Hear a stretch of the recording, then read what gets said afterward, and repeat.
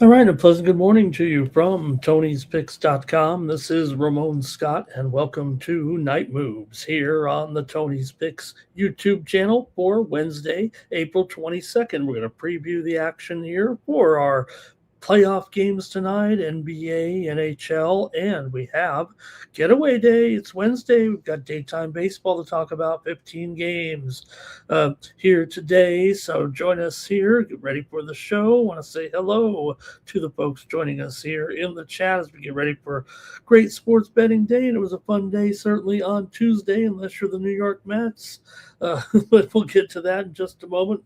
Recap some of the action here on Tuesday night, the NBA and NHL playoffs as well. And how about it with our playoff games here on Tuesday in the NBA? We saw the Philadelphia 76ers behind BJ Edgecombe, and the Sixers get the win 111-97 as they pulled away from the Celtics and stunned them here to shift the momentum in the series and take the lead there. Well, to tied the series, but grab that home advantage here with the series now tied at 1-1. Edgecombe had 30 points and 10 rebounds. Tyrese Maxey, 29 points and 9 assists. The 76ers outscored Boston 37-26 in the second quarter and went on for the win impressively there for the Sixers. Boston has to regroup after that one for sure, as Sixers gain that home court edge now. We'll see what happens for the rest of this series.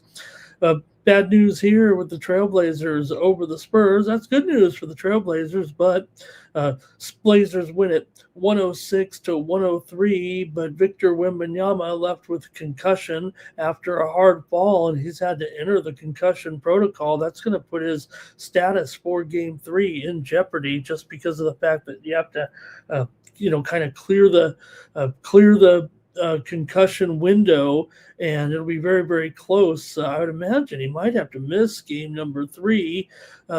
There, even question for the next one, but usually if you just come back, they do have the extra day here. But Wembanyama will have to probably sit the next one out, and the series is tied there after the Blazers won it. Scoot Henderson had 31 points in the upset win. The Spurs led by 14 points early in the fourth quarter before the Trailblazers started to mount their comeback, and they did a great job there to pull that one. Now, granted, Wembanyama did go out, but to have the Blazers come back and be able to beat the rest of the guys just goes to show maybe a little bit too one-dimensional there in that one. So. Big news there with Wemby out now shifts the momentum of the series a little bit. And Portland, Avia, he's no joke, man. I mean, this guy is a very, very good professional basketball player. He's going to be so for a lot of years to come. He's a guy that you can build around there in Portland. All right, and one other on here on late night, we saw the Lakers beat the Rockets 101-94 there on Tuesday for the Lakers. LeBron, 28 points, 8 rebounds, 7 assists. Marcus Smart, another good performance, 25 points. Kennard, 23 points. It was a game of spurts. LA had a 15-0 run in the first half. Houston had a 14-0 run in the second quarter. Lakers lost a 15-point lead, but then got it back. And behind Smart there, he was hot in the first half. Kevin Durant, 23 points despite a bruised knee, but the Rockets' three-point shooting disappeared into the fourth quarter as they went 5 for 23 overall. And the Lakers are up 2-0 without Luka, without Reeves, and we'll see if Luka could, if there is a problem, could rest him here. You don't want to mess around. You got a 2-0 lead. You're going on the road.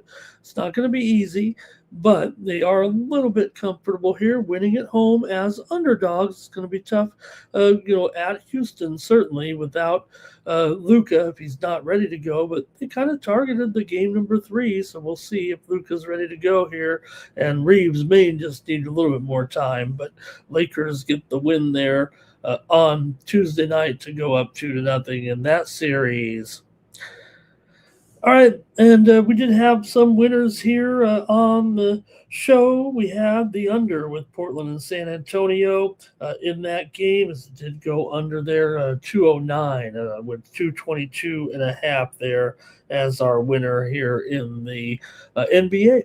NHL on Tuesday night, it was the Tampa Bay Lightning getting it done over Montreal, 3-2. I did have the under as my premium pick winner over at Tony's Picks as the Lightning even up the series in that one. We had Montreal here on the show for sure, but good job of the Lightning there. They were big favorites. It took them all the way to overtime to cover that $1.75, $1.85. So Montreal still might be outplaying them a little bit. I don't think the Tampa Bay Lightning are covering their money, but you got to give them credit. You got to, cash. You cashed if you had Tampa Bay, despite the big line there is Lightning even up that series. Also, Boston drubbed Buffalo. They took a 4-0 lead in that one. Buffalo mild comeback late, but there just wasn't enough time left in that one. As we had the push actually here on the show, we went over the 6. It did finish 4-2 thanks to those two late Buffalo goals. They brought it to within 4-2 with a few minutes left, but couldn't get anything going after that. They actually went with a shortened goaltending. They pulled the goalie with several minutes left in the game to kind of work their way back into it, but they couldn't get anything going after that. Also, it was the Utah Mammoth beating the Vegas Golden Knights 3-2. Good job here by Utah to grab one here in Vegas and even up that series and swing the momentum their way. I did come in with the under on the drive-through today. Hey, hopefully you're joining us here on the drive-through Monday through Friday. The drive-through appears on the Pick Dogs YouTube channel, and it's a partnership with Tony's Picks YouTube channel, and you get about anywhere from, 7 to 10 plays in a 1-hour show. You got to check it out if you haven't seen it already. Go to the Pick Dogs YouTube channel at 6 p.m. Eastern and 3 p.m. Pacific for the drive-through. It's one of the classic shows actually here on YouTube. I'm proud to be on it.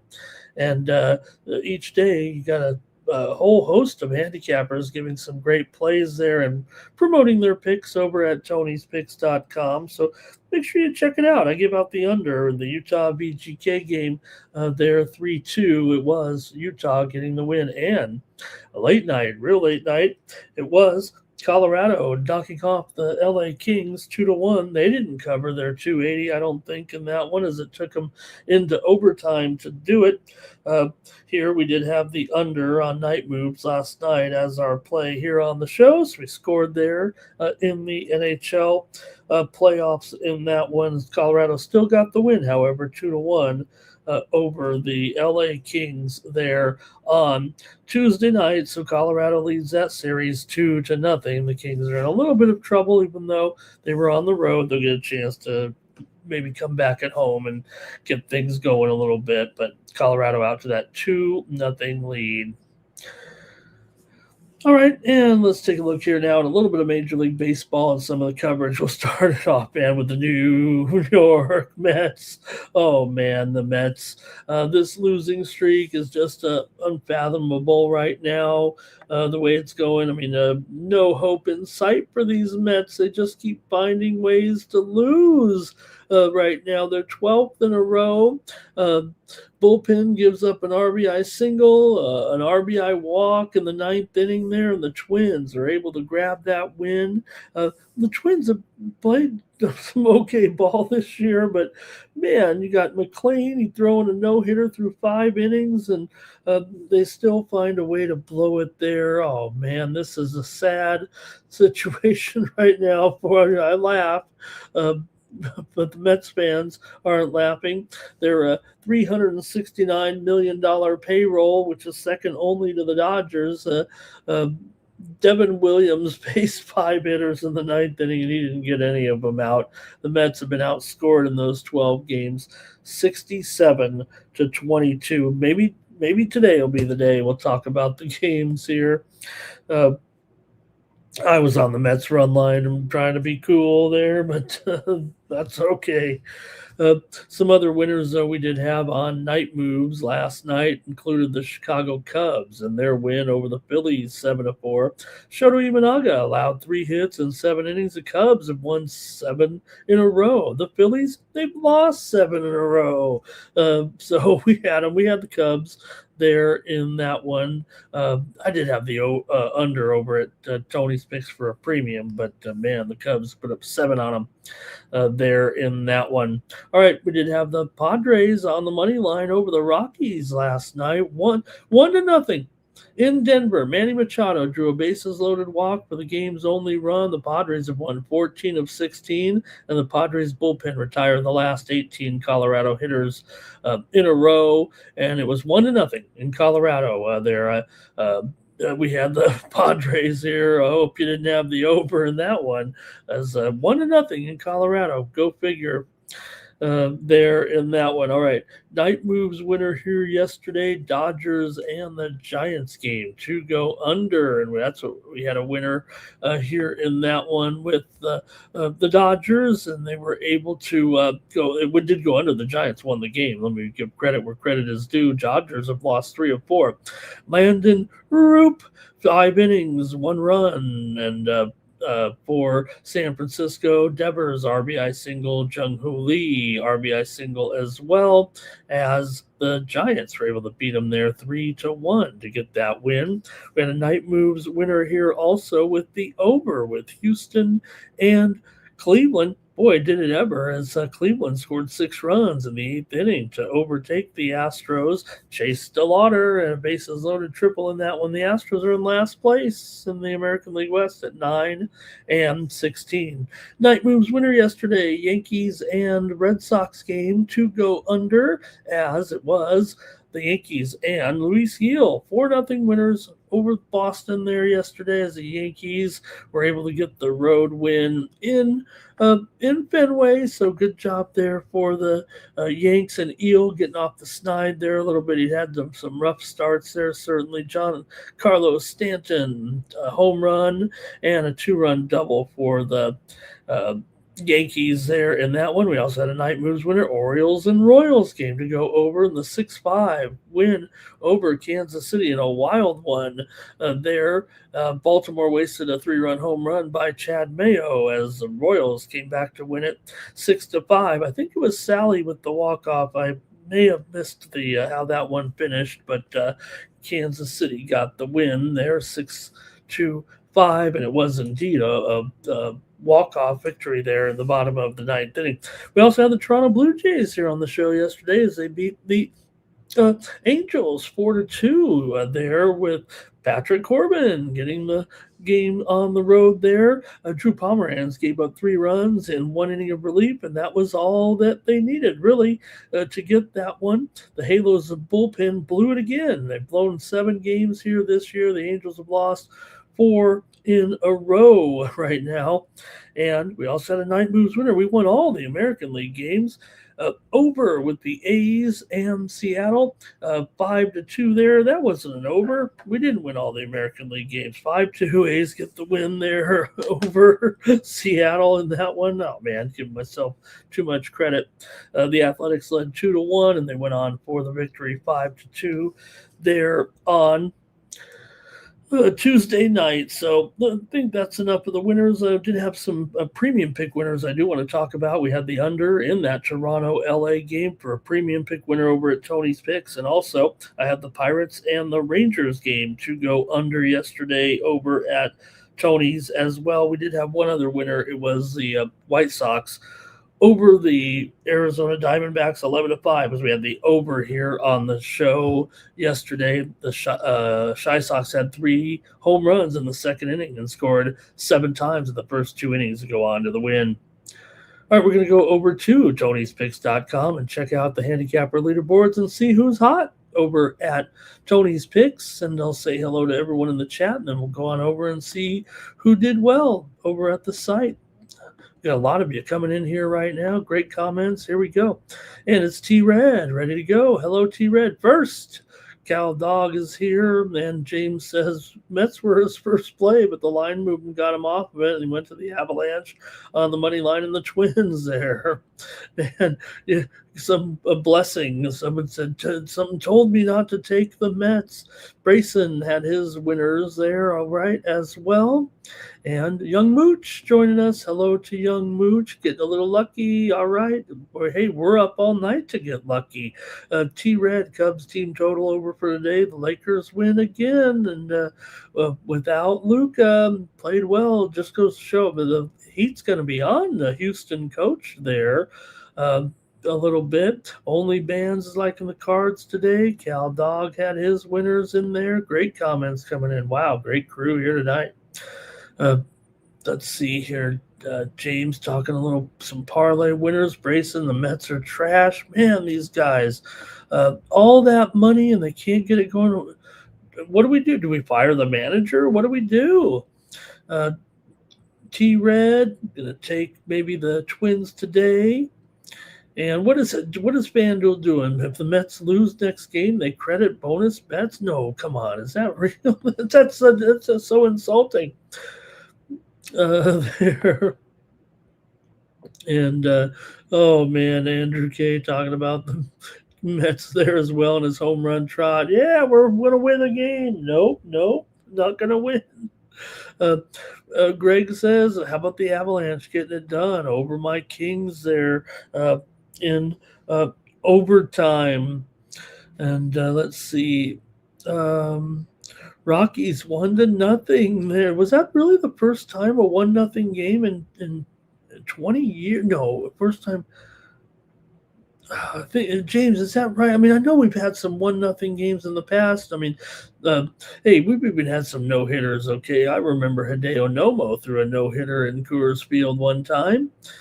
Timmy says 76ers and Blazers. And how long is Wemby going to be out? Man, he knew it right away, but you know what? He shouldn't have said anything. I don't know how it works, but I just figured he had maybe a broken jaw or some kind of facial injury the way he hit the ground, right? I mean, boom, and his head hitting the ground there like it did. So that was a awful moment to see there for sure. And Mr. Wester says the floor is Defensive Player of the Year. I always said, one thing I always said is, and it doesn't really relate to that injury from Wembanyama there, but I believe that, and they would never do it because of the money that they pay for the seats, but I think the fans are too close in the NBA. I think it takes away from the players' ability to go diving for the ball. They always have to hold themselves up so they don't crush the fans in the front row, right? I mean, I know it's you don't have to go diving into the crowd every time, but they could save more balls without having to think about how they're going to wreck somebody's a beer on the floor or something. I always thought that and even on the end where they land on the camera folks, you got to have the TV cameras there, and but it just seems very, very dangerous sometimes. That didn't relate to the Wemby thing, but just something I've always thought about when we see him go into the crowd and stuff. I just think they're too close. They crash into the announcers and everything. Why do they do that? Why aren't they 5 or 10 feet further back so these guys can dive for the ball and hit it back into play? Am I just way off base there on that? All right, Soto will be back tomorrow now. Okay, Soto's going to be back tomorrow, they said. And Timmy says, we got some teams that came through. Only Bands, he's ready to fade the Mets again today already. Brayson said the value's going to be on the Twins. Şengün, what's Şengün's problem all of a sudden? I mean, he did hit it, Timmy, right? But all of his weaknesses were exposed kind of in what we've seen here, right? Look, he's still a good player, but I think right now he's having some problems here. The playoff style a little bit. I don't think it's anything the Lakers are doing. I just think the way the game flows, he's just not looking comfortable out there. All right, and let's see here. What is Greg saying? You see, the glass breaking there. They were celebrating the goal, and the glass came flying down on the coach. And I saw Stormy Bonantoni in there doing the announce. She was right behind the thing. She had her clipboard. She had the mic. Anybody who watches the broadcast, like, hey, I like the announcers, but I really like Stormy because she's on the gambling channel. So I'll give her some immediate credibility. Hey, all the announcers, the female announcers are great rink side hosts, but you got to give Stormy some credit. I mean, she has her own sports betting show every day, basically for like an hour or two. I mean, that's legit. Okay. Let's see. They don't even play defense anymore, says Mr. Weskers. Why are they going to go diving off into the side, right? It happens once a month, maybe. Mets are the worst team in the NHL, man. Even the Rockies would sweep these guys there. All right. And Andrew's ready to go with, we got that's part of the fun here, I think, today is we've got a great daytime card here. I think 6 games on the Major League Baseball slate for daytime action. So, all right. And let's see, only bands. If Soto's back, then Mets money, it will take him there. And Cal Dog, I think Cal Dog just made it funny. I gotta like Stormy. I like Stormy. Okay. All right, and what else do we got? There's some tennis. We're fired up here in Madrid here this week. We've got tennis action coming up. I think I got a couple of plays if you want. Here, look, the action gets underway. We might be talking sports here, so we might be on the air. So let me see if I can't give a couple plays out in tennis here that I was looking at. Just for maybe the 5 a.m. starts here. On the ladies' side, I like Zeynep Sanmez over Martinez Cerez. She's a huge favorite. I'm not saying take her at minus 1,800. I'm saying lay 6.5 games with Zeynep Sanmez over Carlota Martinez Cerez. Lay 6.5 games with Sanmez. That's going to be my pick on the ladies' side. And over on the men's side here, and the 5 a.m. starts, I like Zuzu Bergs in his matchup here. I believe it's a 5 a.m. start for Zuzu. If not, I do have Zuzu Bergs. Yeah, here it is. Zuzu up against Marin Cilic here today in this one, and I like Bergs here over Cilic. I believe it's pretty close to a pick'em in that one, so I'm going to take Bergs over Cilic as my play here. Two plays in tennis today. So, all right. I think that does it for a little bit of a recap and action here as well. Let's see. I was going to play also here in Japanese baseball just because we've had some requests here. So I tried to at least have one play ready for action here because we might be on the air. I'm going to take the Yakult Swallows and the Hiroshima Carp to go under. I hit a play yesterday. We were on the air, and I'm like, well, let's have a play for the show. So coming up here in Japan, this one I believe all the Japan games here at 5 a.m. Eastern and 2 a.m. Pacific, and I've got Yakult Swallows and Hiroshima Carp under 6. It's at minus 120. So okay, so I got NPB. We'll leave Ron to the KBO stuff here. Make sure you check out Ron's video for the KBO action. We got a 5-game KBO card tonight, so I'm sure he has a play there on the Tony's Picks YouTube channel. All right, and the other thing, how about Fernando Mendoza? He tried to go out there and threw the first pitch, and he threw like a girl. I don't know how else to put it.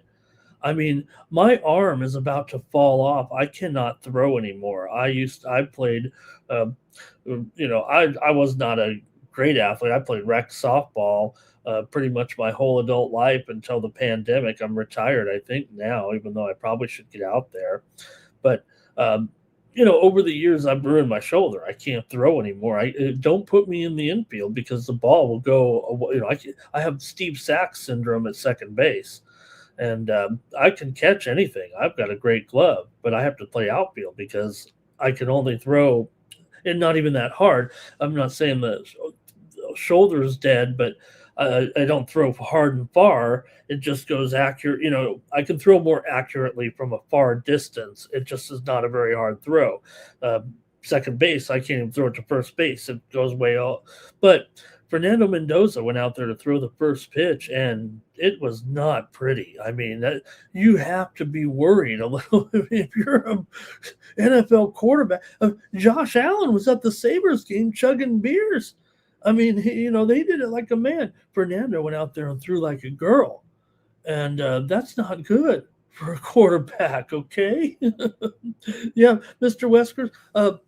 I am I have no power, and I never did, but I can hit it pretty much wherever I want, except against elite slow pitch softball pitching, when it might be a little bit tougher. But you just get some regular old chap out there, and I can put it between the first base and second base every time, or between the third base and the shortstop. I used to blow up the pitcher until they changed the rules. Most leagues you can't hit it up the middle anymore in a line drive, or they call you out. A lot of leagues that I compete in, where I don't want to say I play in higher levels, but they put a little box in the middle so you can't blow up the pitcher, and that's half my game right there. Is I don't mean to blow up the pitcher, but I would hit it up the middle. Okay, let's get ready to go here. Otherwise, we're going to be here all night because we got a lot of games, but not too many here with the playoffs. So let's get it rolling and get it started here with the action for Wednesday. We'll start in the NBA, of course. Just 2 games in the NBA here on Wednesday. So get your pens, pencils, and rotation orders ready. It's time for the previews here. We'll go out to the Eastern Conference to get us started. I want, what I want to do, Cal Dog, is I think I could be a pickleball. I think pickleball might be my game. I've never played before, but I'm starting to watch. I watch that pickleball channel a little bit, so I know the rules of the game, and I really think I could get out there and maybe pickleball. It's real popular here in Vegas. I wonder if that's the sport for me for my golden years. Okay. I don't know what that means. I don't know what that means, Timmy. Tony's board. All right. By the way, I know what you mean. I did not do my going to Tony's leaderboard. I think that's what it was. Thank you. I got to go over to Tony's leaderboard, you guys. We can't start the show without that. Here we go. Thank you. I hope that's what he meant, because I don't want to take up any more of your time here, but I want to talk about the leaders over at Tony'sPicks.com. Let's go ahead and take a look at the handicapper leaderboards, see who's hot. I need you guys to produce the show out there. Otherwise Tony's going to crack on me here. He says, hey, Ramon, you can do a 3-hour show, but you got to promote the website. Come on. So let's take a look at who did well on Tuesday. And Solo Malone up there at 5-3 yesterday. Great job for Solo, up 3 units. So he hit some dog action there. Shane Mickle 4-2, up 2.5 units. Joey Tron won his 2 plays for today. There, I thought Joey did he. I wrote down. I like to write down the plays there from the cappers when we do the. Do the shows. I like to know what they're on. Tony T, 3-1 up there. Good winning day again for Tony. Mills Young won his only play, and I'm up there too at 5. And I think I had a few more plays in it. Let's go. Let's take a look. I know I had some winners here today. Let me go over to Tony'sPicks.com and take a look at my winners here for yesterday. Of course, there I am on all these sports. I really specialize in a lot of different sports. But let me see what we had here. I hit these props today for sure. I had Marcus Smart He had that big game. I had him over 18.5 PRA, and he had 34. I said Smart was very good in game one, had 15 points and 8 assists, so I think he can get this number for sure. Just a couple of rebounds, and I think his matchup here is pretty good. And it was, man, Smart was good in that game. Also, I had the Blue Jays and the Angels game to go under 9 there, and had that winner in there. Also, Pittsburgh and Texas had a winner there under 8.5 in that one. I won't take a victory lap here. I feel bad, but I did take Wemby under his. It's not the reverse, okay? You know how they give you your money back if your guy goes out of the game there early? I don't know if that DraftKings or whoever offered that tonight, but you win. If they go down and they're injured, you win. So I did hit here with Wemby, unfortunately.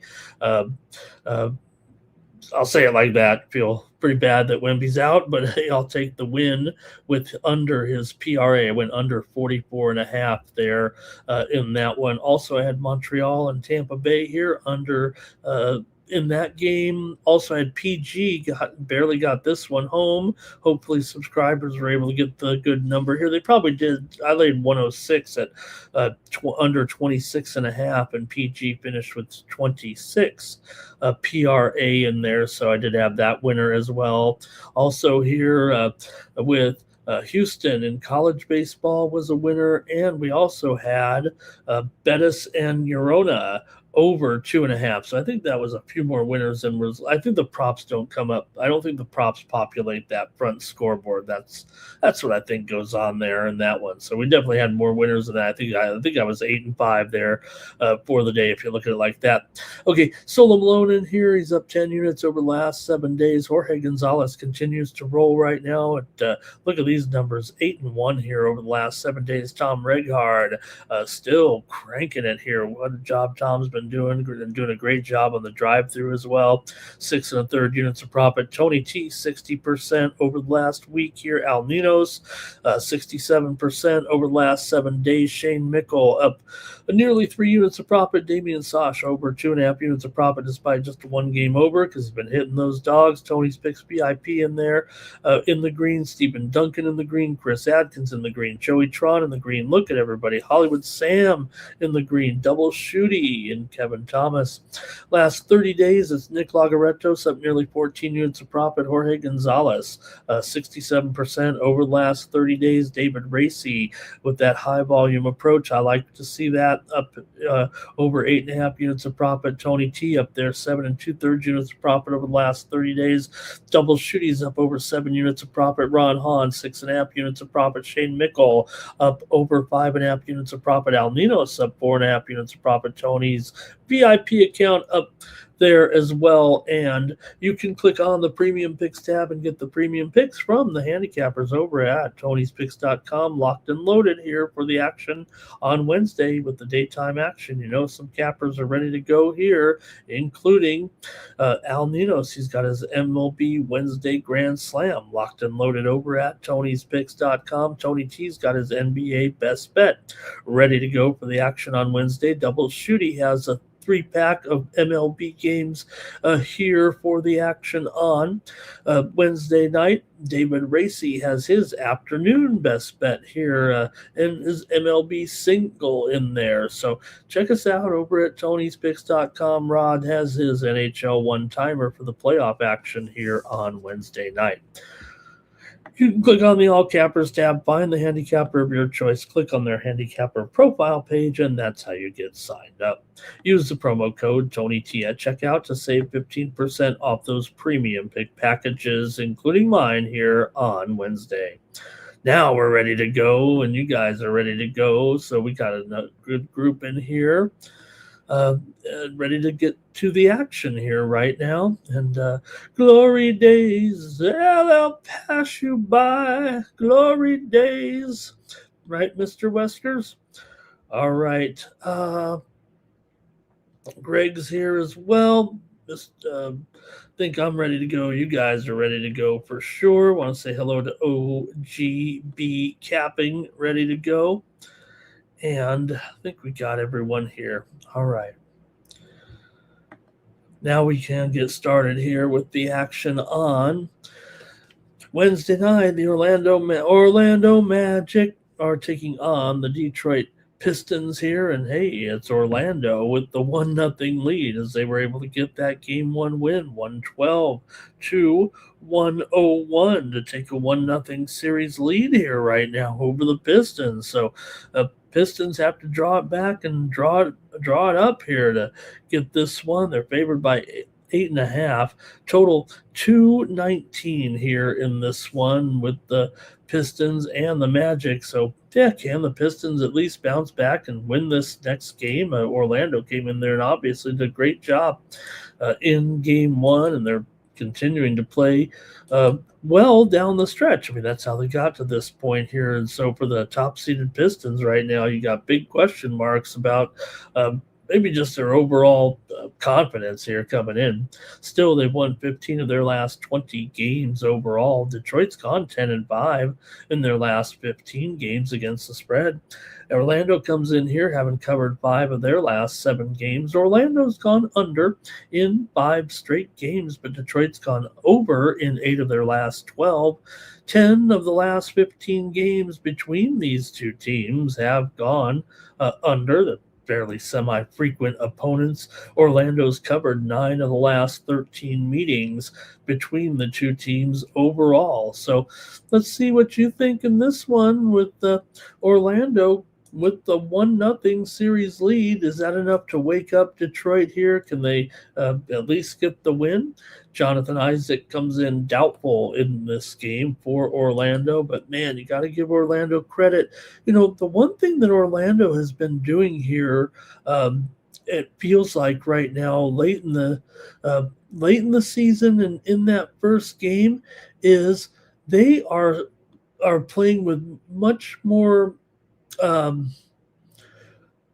urgency. It just seems like they're playing a little bit quicker here right now. You see the total here at 219. I mean, that is definitely a move to the over here. Most of the books open maybe as low as 215.5 or so. A lot of them open 217, even some of them open to 216, but immediately bet up here. And I think that's where we're headed in this game to me. Look, Detroit's the better team, no question. They've got an elite defensive profile here, allowing 109.6 points per game, strong home form, of course. But, you know, this number may be inflated. It might be due to Orlando's current trajectory right now, but they're a good run here right now, winning and covering here. So, look, the matchup is historically tight. We just said Orlando does cover against Detroit, pretty nicely over the last several years. Detroit wins games, but they don't consistently blow teams out. Remember, that was kind of I don't want to say a complaint about Detroit at all this year. They did just enough to win a lot of games. There's no doubt about it. But the Pistons offense, I don't know if it's quite explosive enough right now to blow Orlando out, as this spread would suggest. They probably should win. They better win. I think we know that. But I'm going to go over here. My computer's telling me to go under a little bit, because, like I said, talking about some of the trends there. Not only that, both teams are in the top half defensively here and also in the bottom half in pace this season. But I don't think I'm seeing that right now from Orlando. I think I'm seeing a different mindset a little bit, an often overused term or question from the reporter, but I just mean the overall, they're stepping it up. They are stepping up the pace. It feels like here. I think if you look at the trends, you think under here. I don't blame anyone if they don't, believe me here right now. And maybe I'll be wrong, but I'm going to go over with Orlando and Detroit here on Night Moves. I think that's the way. Orlando, they careful. I mean, they won the last game. They might get blowed out, and they might do it because they end up getting a little bit run out here if indeed the pace is a little bit hefty. Okay, let's see what you guys think, though, in this one right now with the Magic and the Pistons. Only Band says start with the hockey. Basketball is terrible. It's been good. I think the basketball, the playoffs have been better here so far. And yeah, we did see a couple of them lopsided, but we've seen these upsets now. A lot of times we've been sitting here in the NBA. I'm not talking.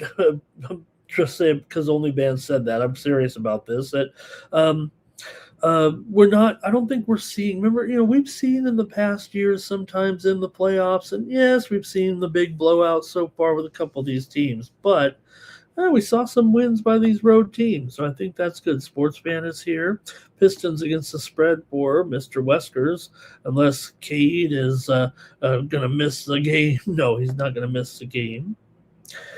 James says Denver. I think he's saying about taking Denver here again. Sports fan on the Pistons here. James Kelly, he likes the Wolves are on the money line there in their series bet. I think they're talking in there. All right. And OGB Captain Suggs is a difference maker. He'll get a couple of steals today. And where is right? I said that Cunningham maybe was being a little bit too unselfish. He still missed a lot of shots, but he was the only one that were able to hit any shots too. So they've got to obviously do better shooting the rest of them. Otherwise, Cunningham is going to take a lot of shots, I think. Okay. Hey, I want to say hello to Van Gray Malik Carjan. He says, do you watch cricket? Of course I watch cricket. When I'm up in the middle of the night, we got to watch cricket. All right. I do watch cricket, and I enjoy the Big Bash League is my favorite. I do, check out. Hey, when you get Willow, you get 2 channels of Willow. You got to be watching some cricket, okay? Shaq is here. He's going to go with the under, and the Uggies is going to go with the under. I'm going with the over. Only Bands is going to bet $100,000 on Oklahoma City to win it all. How about that?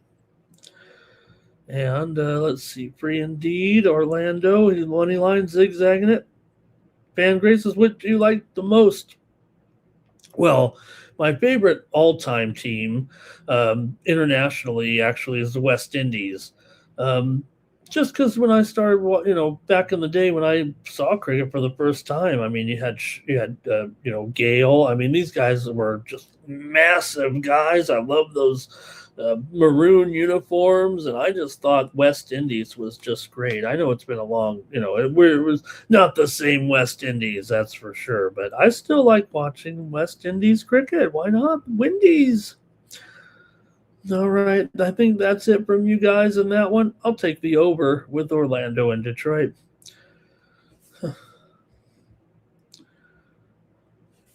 Okay, next up is the Suns taking on the Thunder. And, hey, you got to give Thunder credit. They're favored by 17.5.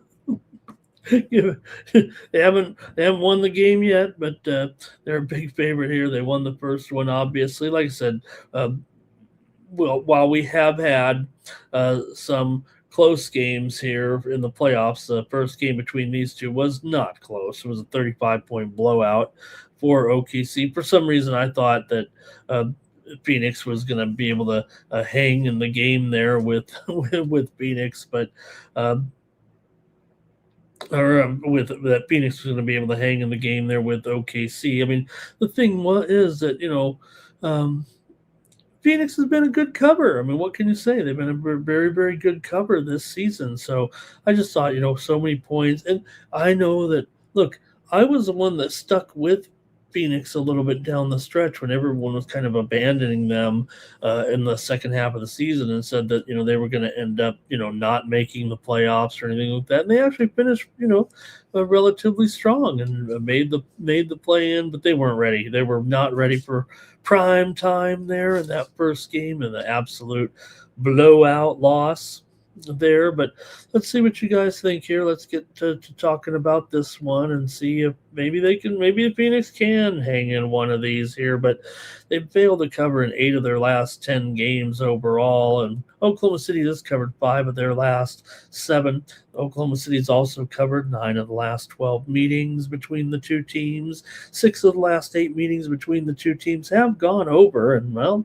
probably could go over, I would think, here again in this one, even at 215.5. The number might suggest an under here right now, but look, the last one went under when it was a blowout. I don't expect a 35-point blowout in this game. Maybe Oklahoma City gets it done and crushes them again. It does feel like all of a sudden Phoenix is a little bit overmatched, and while we have seen a few of these teams pull off some stunners now here in the last games yesterday, I don't know if Phoenix is quite in that category, even though I've been riding them here certainly a little bit here down the stretch. Like, look, they were a money-making team. There's no doubt about that. But let's see what you have here in this one. Oklahoma City's been dominant. They own Phoenix as well. We won 10 of the last 12 meetings between the two teams here, and with the total here in the mid 210s, and Oklahoma City coming off 35-point win. I do have my concerns about Phoenix even staying in this game once again. My ratings have it at 14, pretty much similar to what the last game was, but let's see what you guys have in the chat. I'm probably ready to cross that line and just take a blowout here after learning my lesson. If the spread zigzags, I'll be in trouble, but let's see what you guys have to say about this one. I don't even know if Phoenix can get that back door here with the blowout script likely. I don't know if that favors the dog at all. Even if Oklahoma City does empty the bench, the Thunder can still win comfortably and cover this number. Let me go to the chat here. The Thunder have been going over. The series have been going over, and OKC averaging almost 220 points per game. Why, if it's going to go, I think it's going to be a higher score. I mean, I kind of like it over. And if that's going to be the case, I think it's a blowout. All right, let's see what you got here. Anybody going with the Suns here? I felt like I just made a bad error, in that last game trying to take the Suns there. Mr. West, we're going to run it back with OKC. And so's Greg here. Sports fans going to take him in the first half. Here's Cal Dog going over. I think James, I might be overthinking it in the last game, or is you thinking over? Take the over, or am I overthinking it now, or was I overthinking it before? The Suns just need 100, says Cal Dog. I think he says to cover the spread, right? If it's say it's 115 to 100, that's going to cover the spread. Okay, Suns are simply not a good team, says Mr. Weskers. All right. And, Oklahoma City, this is just like an appetizer for them, right? So they could almost cover with these guys with one arm tied behind their back the way they're going here right now. So, look, I just was kind of a little bit intimidated that the Suns had won a couple of games off them this year. Yeah, they beat them one time when all the Thunder players were out. I get that. That wasn't part of the handicap for me or anything. But also, you look at these couple of injuries here. What is Phoenix going to do? Jordan Goodwin is going to be questionable here, and I don't know if he's going to make this lineup, and that is more important than you might think, or maybe you do agree with me. And now Grayson Allen, look, he's going to get more run for sure. I mean, if you might even look at the props with Grayson Allen here in this game, if Goodwin, I know the books will adjust it, but they're not going to adjust it enough. I think if Goodwin's out, I think Grayson Allen is going to be able to get whatever they assign his numbers at in this game. I don't know if I'd take it. I'd probably rather just try to look for some OKC guys and go over with their numbers here. But I'll go ahead and take Oklahoma City here to get this another blowout win. It won't be by 35, but it might be by 20. All right, let's see here. Yep. Oh, no problem, James. Over on the game, yeah. Um, I can't believe I might be on over on both games tomorrow. And Wesker's surprised Grayson Allen has been around in the league this long. And maybe the Warriors would have given a better game here. Timmy says SGA's points, he'd have to hit that in 3 of 4s. Is that, let me see. I'd probably, if I look to the props tomorrow, look, I swept my props here at Tony's Picks tonight. So I probably will have what I've been playing here on Tony's are props in the NBA playoffs here. I think there's good value in there. Young Mooch, me and Young Mooch, we're going to go over in both games tomorrow. That's it for the NBA. Thank you, guys. Great job. Going to move to the puck here for Only Bands. Hopefully Only Bands is here, ready to go. I'm going to share, hopefully Only Bands to share some picks with us. It's not all about me, right? Okay, let's go here. Okay, hey, look at this. Wow. The Philadelphia Flyers are 2-0 leaders over the Penguins here right now, and now they're favored by only $1.20 now. Okay, maybe Pittsburgh, maybe the Flyers only play well on the road right now, and at home it'll go the other way. But Pittsburgh would have to end a losing streak here. They were losing before the playoffs even got started. They were struggling with a losing streak before we got to this point, and now all of a sudden, is Pittsburgh just burning up in outer space here, or they're going to fall to the Flyers here right now in this one because the Flyers are playing well. They were on a winning streak before. Philadelphia's won 5 straight. Pittsburgh has lost 5 straight. Philadelphia here has won 5 of their last 6 games at home. They've also won 6 out of the last 9 meetings between the two teams.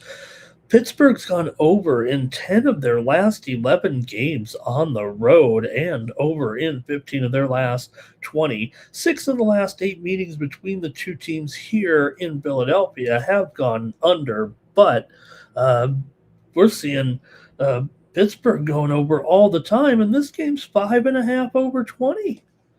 Like all of a sudden, is it how is it going to go? Is it Pittsburgh's going to play well enough and keep this one? I would guess it would behoove the Penguins to try to keep this as a low-scoring game, I think. But man, the Flyers here are looking so good all of a sudden. They look like an instant contender in the Eastern Conference. And unfortunately for Pittsburgh, they're just, they might be blowing dust in the wind here right now. Philadelphia, the sharper side. They've been consistently handling Pittsburgh in this matchup. The Penguins, this is a clear downturn at this point. Their offense feels like it's still producing, but the defense has slipped, in my opinion. So I'm wondering about this 5.5, actually, especially with Pittsburgh on the road. Okay, it's the playoffs. I mean, we're supposed to have lower scoring games, but the total's only 5.5, right? So there's a lot of defensive leaks, it feels like, for the Penguins, even though Philly does trend under at home versus Pittsburgh. It feels like the current form and pace point towards chances both ways. I think if the Penguins push the tempo like they may feel like they need to do, I don't know. I mean, I'm just a guy in a YouTube box, but if they do that, then the Flyers are going to end up capitalizing, and then they're going to beat this team, and it's going to be an over. It's going to be 4-2 for sure. So let's see what you have here in this one. Maybe it'll be 3-3. It is Flyers and Penguins after all, but the Flyers, definitely have turned it up defensively, and I think that's been kind of their key. But still, let me go to the chat and see what you guys have in this one, because look, I don't want to say it's too easy. $1.20 here in Philadelphia has looked outstanding in these, in these games overall right now. Here we go. All right. Oh man, OnlyBand says goal scorer prop here. Oh, I didn't come. I didn't come with a goal scorer prop. OnlyBands, man. Oh, let's see here. Right, Mr. West is just so bored with the hockey. All right, Cal Dog going over here. Penguins money line here for OnlyBands. Timmy's going with the Penguins and even money. You guys are ready to bounce back here with the Penguins. Andrew Case and Ramon just said behoove. Penguins money line for Cal Dog. Man, you guys are all over the Penguins. I'm going to move to the total. I don't want to go against the chat here on the show. Flyers money line. Okay, Greg says Flyers, though. There is a Flyers sighting in there. James says it is a must-win for the Penguins. You got to get one, right? I mean, come on. They're not going to beat their rival here 4-0, are they? I'll go over here in this one. Maybe it's a sucker play here at 5.5 for a square like me. But let me go over here. You guys are too strong on Pittsburgh, man. 3-1 in there a little bit. OnlyBands also here. Penguins and under, though, says OnlyBands there in that one. So, okay, OnlyBands, man, I owe him a prop scorer there, but and James says Philly's been playing hard, difficult on back-to-back team on a losing streak. Look, Pittsburgh's not as bad as they've looked right now. It feels like, right? And the Flyers, this has been, but look, Flyers only $1.20. I think that's probably what's got my attention here. So I'll take the over, though, because got a lot of Pittsburgh support. And, hey, I get it. But the Flyers have been looking so good, even before this streak right now. So, all right, it's a big rivalry. Let's move on here. Oh, one more here because we've got Shaq. Shaq. We got to have, maybe Shaq is going to be, we need his own. Like, I always thought I wanted to do like a Jim Cramer type of show when I could have a bunch of sound effects, We could have Shaq. Who is the man? All right, Flyers going to sweep, says Greg. Let's move on here. Game number 2 on the card here with Dallas taking on Minnesota. Dallas bounced back big time last time and looked good in that game, 4-2. They were destined to win that one after dropping the first one 6-1. It makes this game even more intriguing here now on Wednesday night as the series shifts here to Minnesota for game number 3 here in this one. Let's see what you're thinking here with these two for Dallas here. They come in here still, we think they look bad coming in, but it's still Dallas has been on a little bit of a good run here. It just was that first game that ended up, kind of biting them there a little bit. Losing 6-1 when they came in there playing pretty well, actually, into the game. So it just was a little bit awkward that they got blown out there because they had been playing so well, actually, before that. So let's see, though, how you have it here, though, with Dallas and taking on Minnesota. In Minnesota this time, Dallas 6-1 in their last 7. Good balance offensively in that last game. Better recent consistency, I think, than Minnesota down the stretch. Minnesota had been losing a few games down the stretch to teams like St. Louis and to Nashville. The Wild have been shaky, really. They've lost 4 of their last 6 overall. Well, home ice does matter. Dallas has owned this matchup, really. They've won 11 of the last 16 games between the two teams overall. Both teams kind of been trending towards higher scoring recently. Dallas over in 5 of their last 7, and 4 of the last 6 meetings between the two teams have gone over. However, Minnesota's home games when they played Dallas have leaned under for sure. So I don't know. I think the current form does kind of give it to the over here, but if it is 6, it is 6 under 20 for the most part. Oh man, that makes it tough because 5.5. I mean, in the playoffs, I'm always buying a half a goal here and there, and I might even prefer to do that and go over here. But I'm going to take Dallas in this one at plus money here, plus 105 or so. I like Dallas in this one. Let's see what you guys have here in this matchup, game number 3 right now, and see what you think. Minnesota here got uh, a couple of injuries. Zuccarello questionable.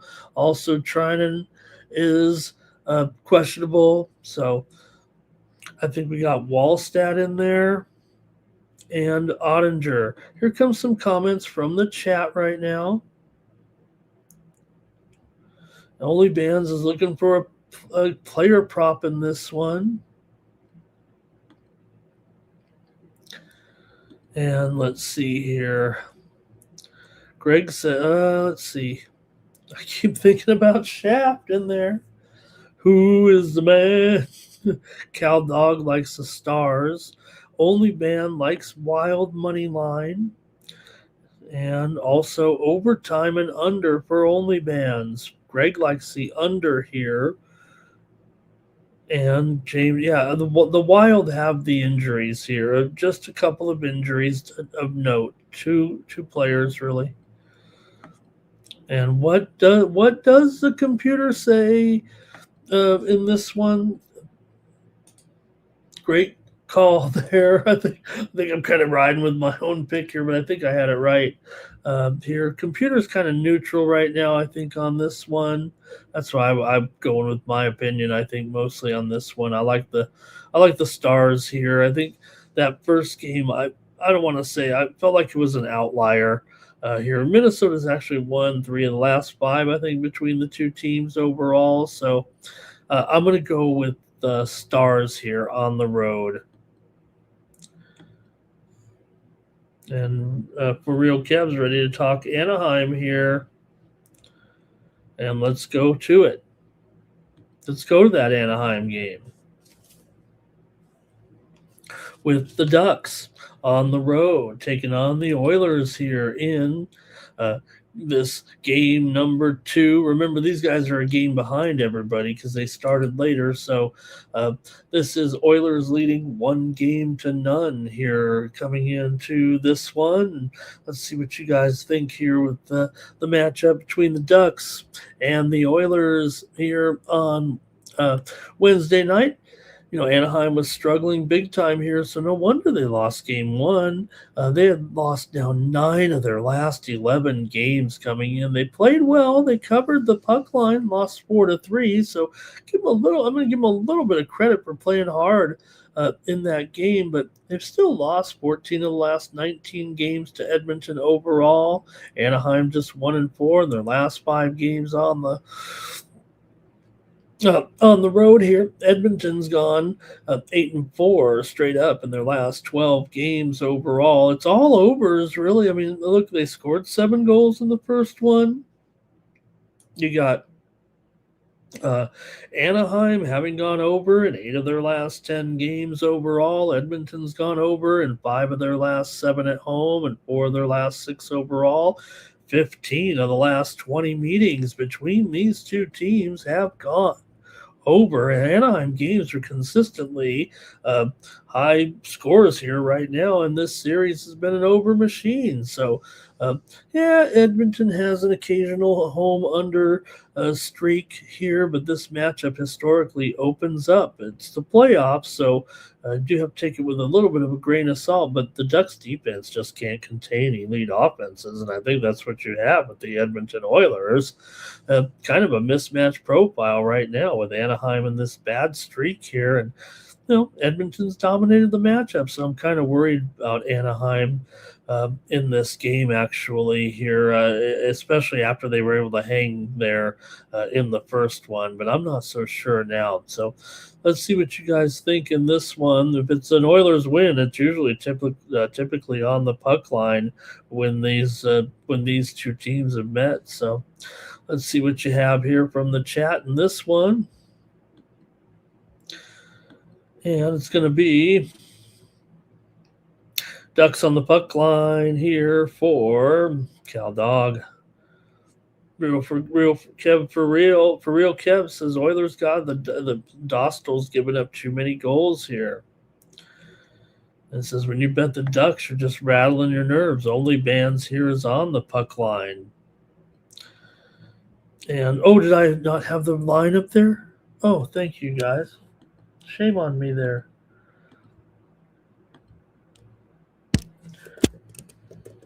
I'm going to call it 180.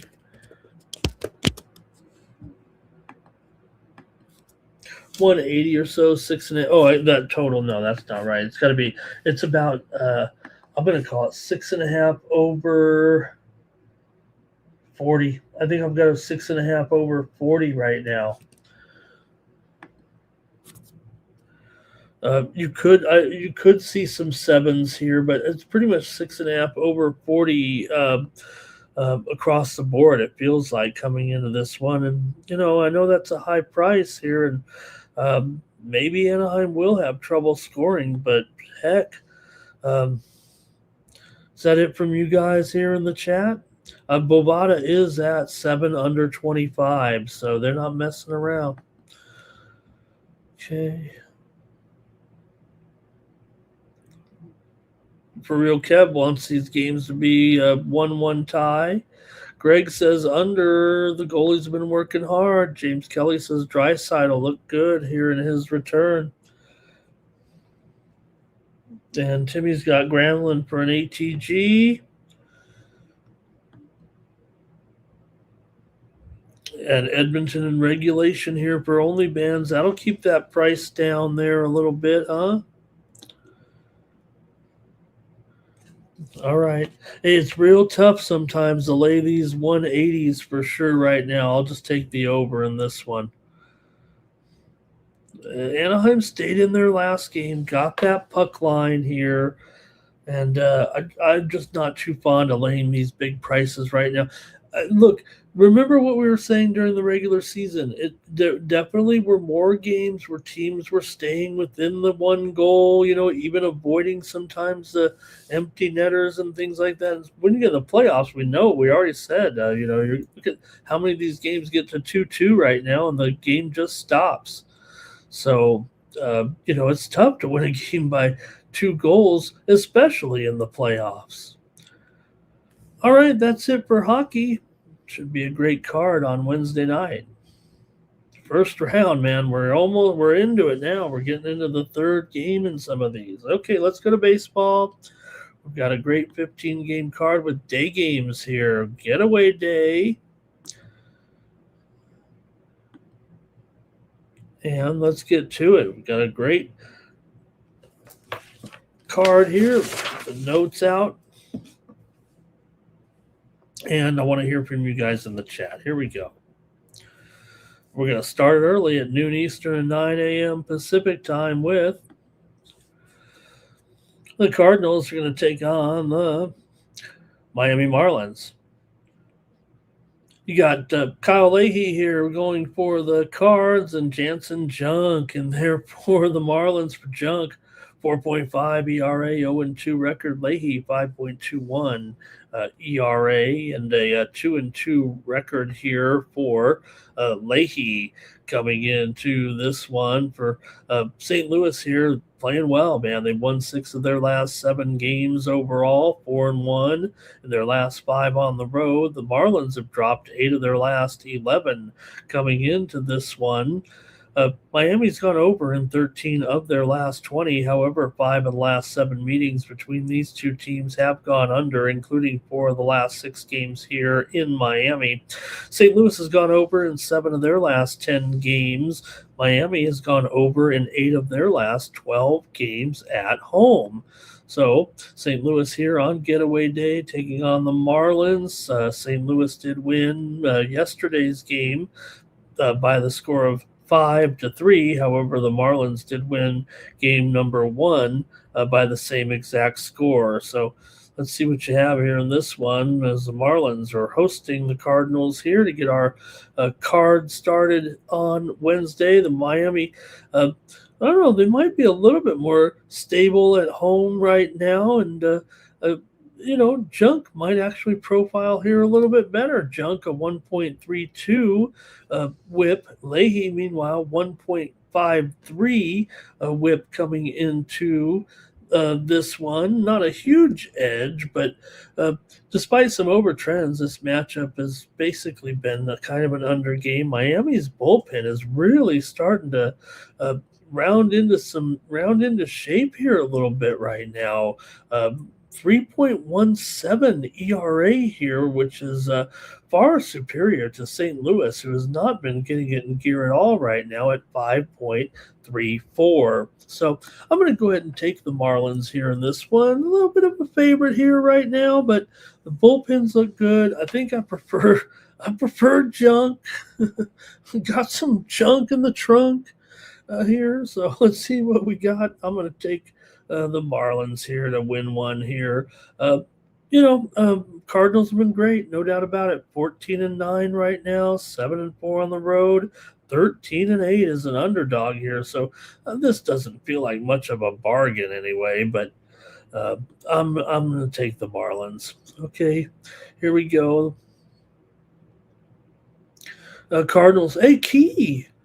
Hello to Key. Wow, what a pleasure to have Key in here. Cool.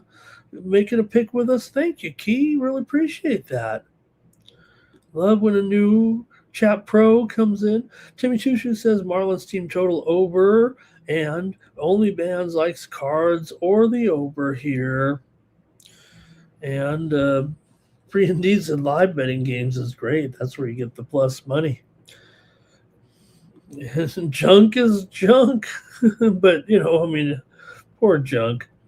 Cards for Greg here, cards for Cal Dog. I feel like I'm going to be on an island here.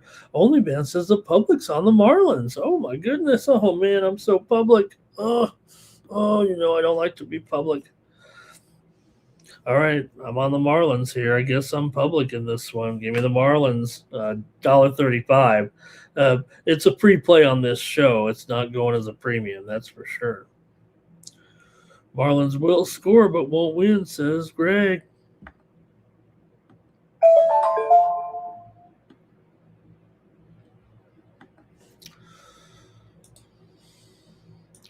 Houston Astros and Cleveland Guardians getaway day here from Cleveland with Peter Lambert on the mound here for Houston. For Lambert, comes in here with a 7.2 ERA and 0-1 record. Tanner Bybee, 4.8 ERA, 0-2 record so far. Bybee not quite what we expect from the Cleveland right-hander so far. Cleveland's won 3 of their last 4 games coming in. They beat Houston here 8-5 yesterday. They lost the opener, remember, 9-2. So we got the rubber match here in this one with Cleveland favored $1.40 coming into this one.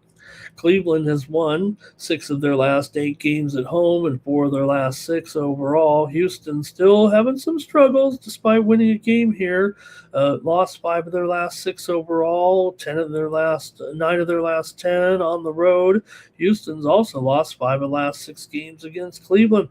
Houston's gone over in 5 straight games, while Cleveland's gone over in 4 of their last 5, and 4 of the last 5 meetings between these two teams have gone over.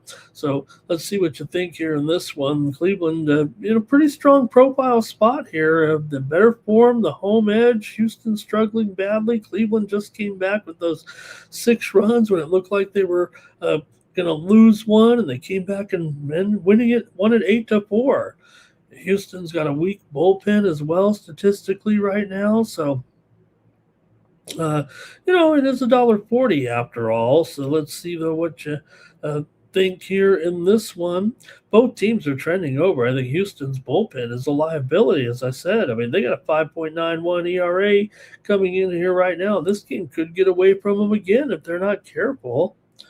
Let's see what you have here in this one. Houston now 9-16, one of the worst records in the league. Is it the worst record right now? 9-16. Cleveland 14-11, 8-4 at home, 7-4 as a favorite. Cleveland just 2-10 on the road here. Cleveland is 7-3 to the over in their last 10. Houston is 7-1-1 to the over as an underdog here, and well, they're definitely an underdog. So give me the over in this one with Houston and Cleveland here. I don't know if I don't want to necessarily lay $1.40 on the show. I definitely think Cleveland is probably worth it here and probably will be able to do it. Let's see what you have, though, here.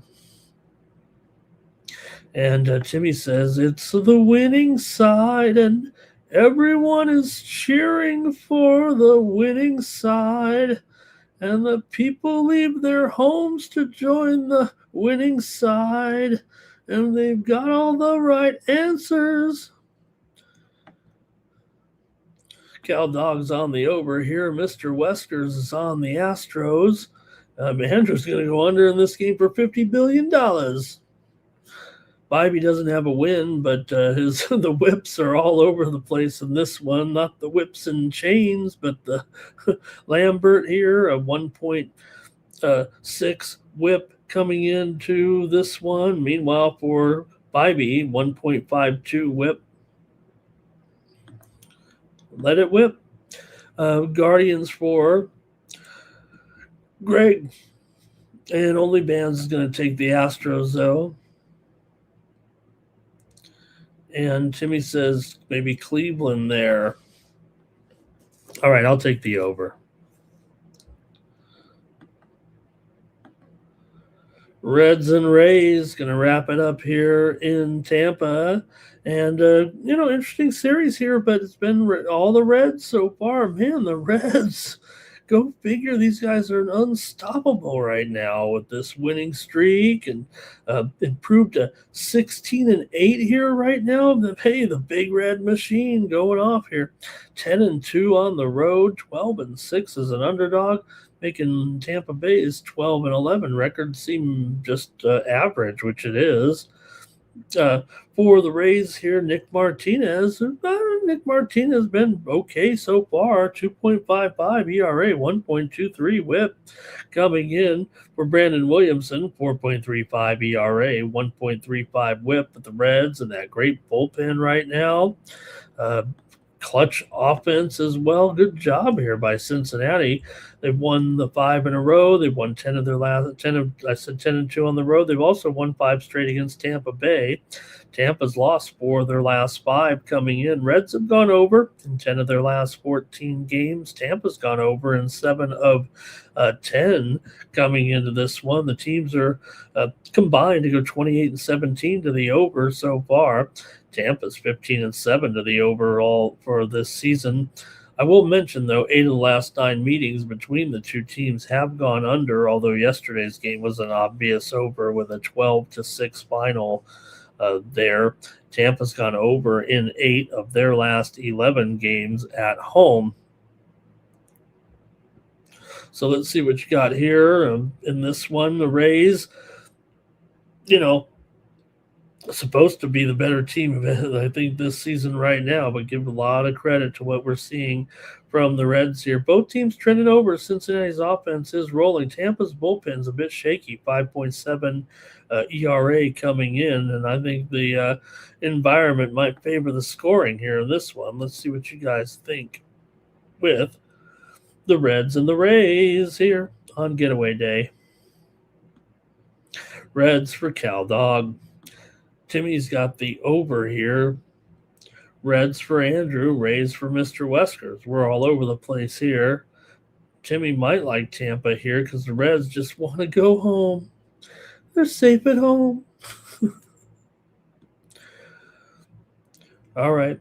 Well, I got to make my call on this one here with the Reds and the Rays. You guys are a mixed bag, it feels like, right there in the chat right now. So um, I'm going to keep rolling right now with these Reds. I think it's too much fun for the Reds right now. Keep it going. I'm going to take them at a little bit of plus money to keep going here, get the win. Martinez has been solid. Williamson definitely is not the uh, doesn't quite match up with those stats here right now, but I'm going to try the Reds again. They're just good vibes. Reds need to finish the job, says Greg.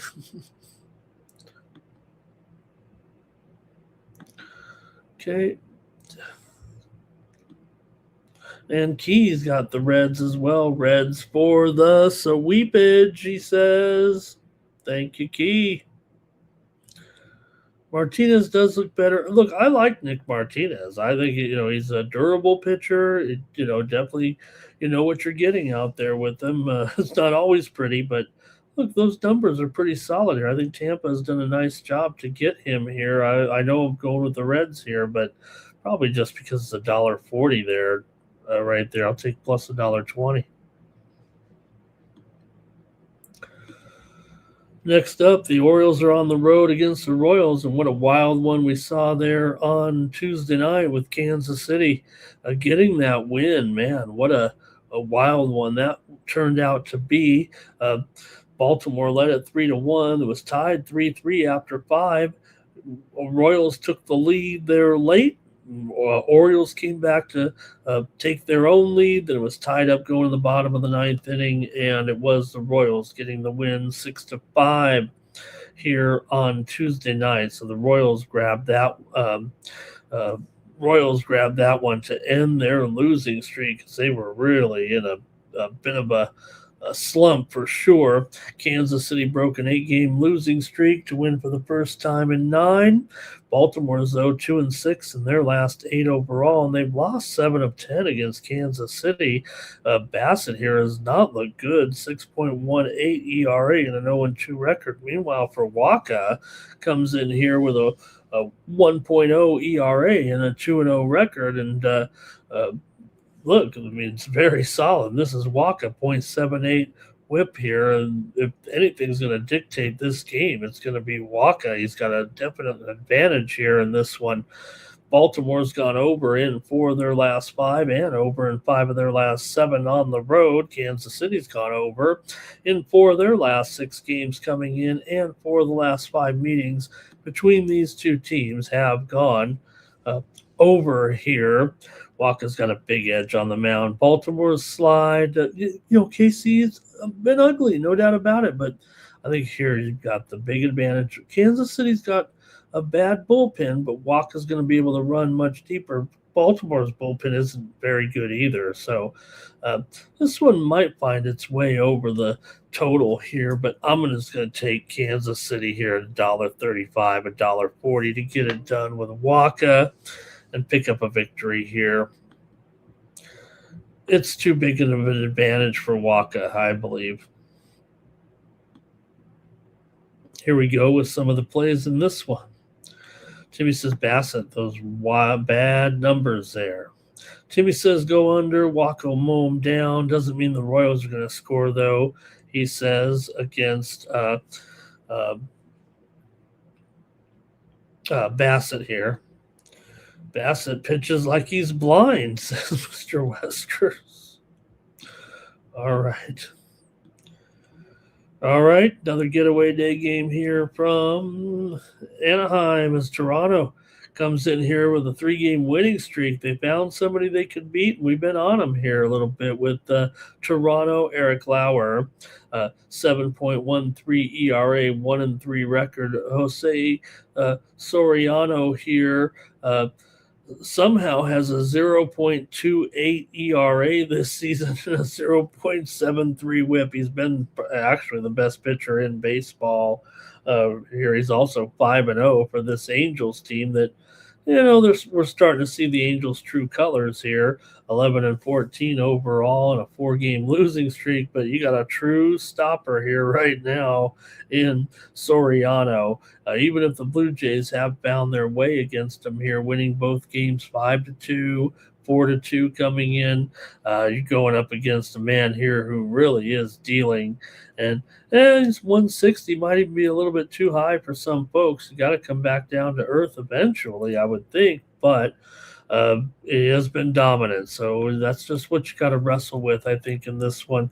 Toronto's won 6 straight games against the Angels. Overall, the Angels have lost 6 of their last 7 at home and 4 of their last 5 overall. Toronto's won 12 of the last 15 meetings here at the Big A. Toronto's dropped 12 of their last 18 overall. They've gone under in 5 of their last 7. The Angels have gone under in 4 of 5, and 5 straight meetings between these two teams have gone under. Angels have gone under in 7 of 10, and they're 1-2 to the under as a favorite here. Soriano's going to deal. Lauer may be able to lower some of his numbers here. And, just will the Angels kind of have enough offense? I'm going to go with the under in this one. Angels better win, but, is the offense going to be able, even against Lauer, to get enough here to make it comfortable at $1.60? That's the problem here, I think, with that price. And the fact that Toronto does dominate this matchup historically. The Angels, what can you say? They're in poor form. Lauer is attackable for the Angels here. Both teams trending under. Neither offense is in peak form. So I think I'm going to go under here in this one. Let's go to the chat here. This matchup, Blue Jays and Angels. And I think Cal Dog says Fozzie Bear Waka Waka. Mr. Wesker's on the Angels here. Andrew K likes the Jays. Cal Dog, Angels. Timmy says going to have a disgusting money line parlay with the Guardians, the Rays, and the Angels. Which one is going to blow it? I think he's worried there. Cal Dog is on the Rays in the game against the Rays. Or no, he's maybe saying which team's going to blow it. All right, this one I'll take the under here. I don't know if the line's going to go down. I don't know if it's going to make it any more comfortable to take the Angels here in this matchup, but it doesn't look like Soriano is, he's off to a hot start. I don't think we're looking like, hey, he's going to, yes, he will regress, but it does look like he's headed for a very strong season here. He looks very, very good.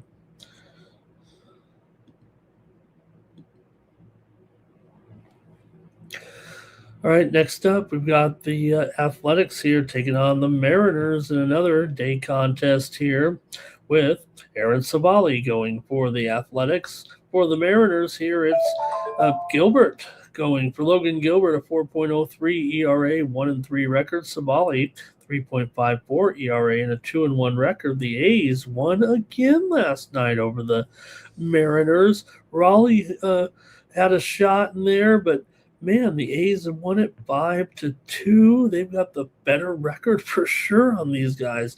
13-11, while the Mariners are languishing at 10-15 right now. They are 9-7 at home, but 9-13 is a favorite. And the A's are 8-6 on the road, 10-8 as an underdog. They just beat them in 2 straight here right now. Oh, the Mariners, I mean, not a great start. A's have won 7 straight on the road, 10 of their last 14 overall, and 5 of the last 7 against the Mariners right now. And you're getting $1.60 here with these guys. Come on. Seattle's lost 6 of their last 8. Yes, they've won at home they're a little bit, 6 of their last 9. 6 of the last 8 meetings between these two teams have gone under. Seattle's gone under in 4 of their last 6, but the A's have gone over in 6 of their last 7 coming in. However, the A's are also 3-10 to the under on the road and 6-11 to the under here as a dog. So, I'm taking the A's here, at least on the run line in this one. It's not the best price, but why not? I mean, Mariners going to be hard enough just to win the game, and it's going to be a low score. I mean, come on, this is 4-3 or less every time, I think, right now. Give me the uh, Athletics here in this one, in this day game, and they are minus $1.35 on this run line, but I'll take them here in this one. Give me the A's on the run line here, and I'll be finding a way to that under, I think, for sure here in this one. Let's go to the chat and see what you have to say with the A's and the Mariners here. As hot as Oakland is, Seattle does have, Gilbert going, and that might be enough for some since, I don't think anybody's really trusting Aaron Savali too much. I kind of do. Yes, his numbers are a little bit better right now. And look, Savali's not over the hill or anything. I mean, if anything, he's, the A's have done, like I said, they're going to continue to get better personnel. Aaron Savali, you got to pay him a little bit of money, even if he's not, a dominating pitcher out there. This is a buy low spot on the Mariners if you did want to do it, but I just don't trust them here right now the way they're going. I'd much rather go, if you had maybe to the total. Sorry, gang, but the bullpens both teams really strong so far in the bullpens this season. You got two teams that are right near the top of the best bullpens. Seattle, they're eighth. They're eighth or ninth. I guess it's not near the top 3.5 ERA coming in, and Oakland here 4.33, but still in the top half. How's that? Let's see what you got here in this one. Cal Dog is on the A's here. Mr. Westwood says, I don't know how people see this Mariners as a good team. I think maybe the last year's performance. I mean, it had a catcher who hit, 60 home runs. Andrew K on the under. A's run line going to turn into a parlay, says Timmy. And maybe Ken Griffey will be taking pictures here. Ken Griffey he has had some good pictures there. Mr. Western says Mariners are terrible, that they lost in the playoffs. They're as bad as the Astros. Key is here. He says A's run line or money line. He likes the A's here. Some volley here. Thank you, Andrew. Yeah, maybe I get a little tired. All right. That might be it for everyone in this one. Let's see. Yep. And how is Cal's batting average, says Mr. Weskers, right? I mean, Cal has just been, hit a home run or nothing for Cal, and that's not what you want. That's not what you need. Hitting a $161 right now, that's not good. Crawford is not hitting at this point. J-Rod 222. Naylor's a joke at 174.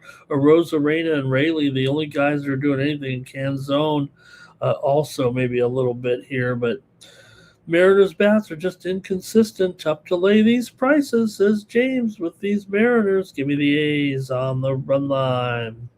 Let's move into evening action here now with the Milwaukee Brewers taking on the Detroit Tigers. Brewers put up 12 yesterday in a 12-4 win for Milwaukee, as Milwaukee improved here to 13-9 right now, continuing to play well and good offense. Chad Patrick goes in this one for Milwaukee, 0.94 ERA. Casey Mize, 2.77 ERA for Detroit. Two good statistical pitchers going at it here. The trends might show a little bit of over here, though, with these two teams right now. Milwaukee 13-9 to the over. Detroit is 5-8 to the under as a favorite, so I do stand corrected there a little bit. But Milwaukee's won 5 of their last 6 games, and they've won 6 of the last 8 meetings with Detroit. Detroit's won 8 of their last 11 still here, though, and 6 of their last 7 uh, at home. But they did split that series in Boston, remember, 2-2, and did get blown out. This is a middle game of the series here. That was the first game yesterday of the series, a 12-4 victory for Detroit. Milwaukee's been playing pretty well here. They've gone over in 6 of their last 9 on the road. 4 of the last 5 meetings between these two teams have gone over when playing here in Detroit. Detroit's gone over in 4 of their last 6. 5 of the last 7 meetings between the two teams have gone over altogether here. Detroit's strong at home. They're still in good form. Milwaukee's done a nice job, but Detroit's the team that's under pressure a little bit since they are here so far, only just a 500 team. Milwaukee's got the better record. Both teams kind of trending over here right now. And both offenses are capable of pushing this total despite a pretty hot pitching matchup with Patrick and Mize. Let me go to the chat maybe before I make my call on this one, because this feels a little tougher here because look, Detroit should be better, right? They're 8-2 at home. This is where they're showing their strength. And but Milwaukee's able to grab that first one and put up some big numbers there yesterday. Let's see what you got in the chat here. Okay.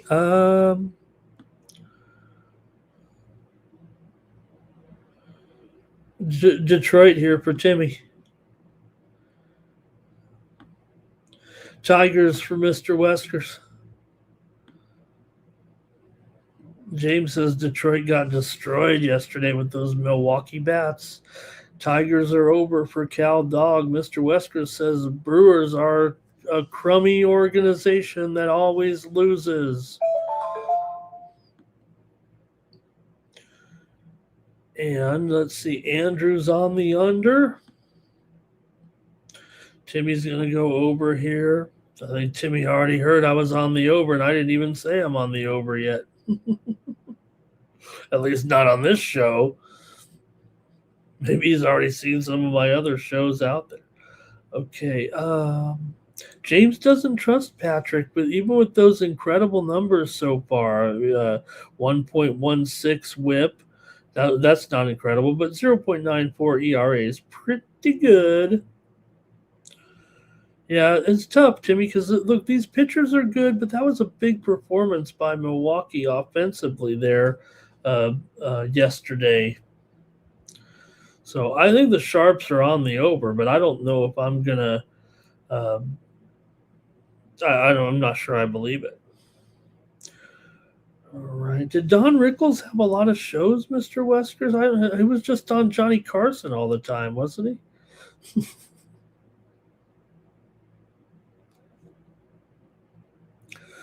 All right. Well, I got to make my call here on this one. Look, the Brewers here in a pretty good roll right now after scoring 12 runs yesterday. I'm going to come back here with the Brewers with Chad Patrick as an underdog. Give me the Brewers at Detroit right now. Detroit's going to find themselves a little bit.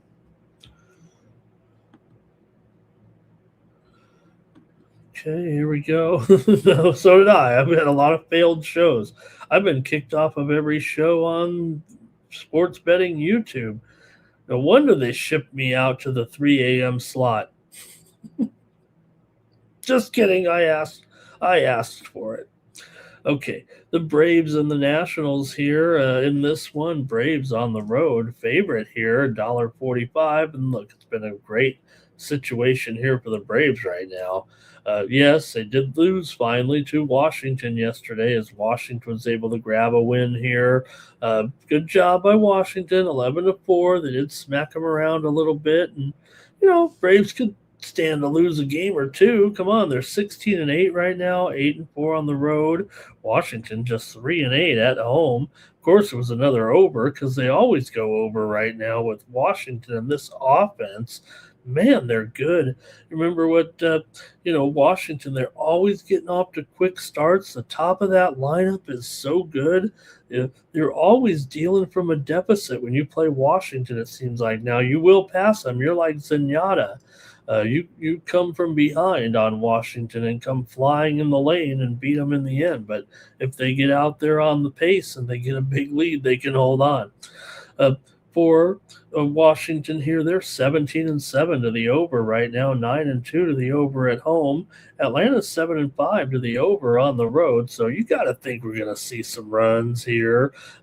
Perez, 2.21 ERAs look good for Martin Perez, 0.93 WHIP. Done the job here, but for Washington, Zach Littell, 7.1 ERA, 1.74 WHIP in this one. So probably going to just go to the total here. I kind of want to try Washington again, but Perez has been pretty solid. So it's just that Atlanta's a top-tier team right now, and this Washington weak bullpen and starting pitching combo, maybe this is a spot for the Braves to get right back and win after losing yesterday. Washington games are so high scoring. Atlanta will come in and do some damage as well. Let me just go with the over here in this one. That seems like the sound thing to keep doing right now with this Washington team. Great offense, no doubt, but no pitching. Okay, here we go. And Mr. Weskers wants to take Washington again here. And let's see here. I have a little technical issue with the Steam phone here. Don't want to miss any updates. Okay. Key says back on the Braves that Littell is bad. Zach Littell. And I'm so old that I watched Mark Littell pitch. Okay, Cal Dog here is on the Braves in this one. Let me just take the over with these two. Hey, we're moving along here, man. The show's going to be over soon. How about the Yankees and the Braves here with Max Fried, 2.97 ERA, 2-1 record coming in. He's up against Ranger Suarez, 3.22 ERA, 1-1 record. We know we've seen some pitching so far, and these games in Boston between these two, you think of these two teams, they should have all the hitting, but usually turns into a kind of a pitcher's game.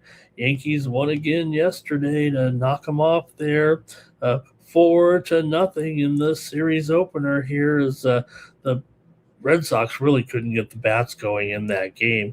Yankees improved to 14-9. The Red Sox are 0-3 as underdogs this season. Yankees 6-4 on the road, 12-9 as a favorite here.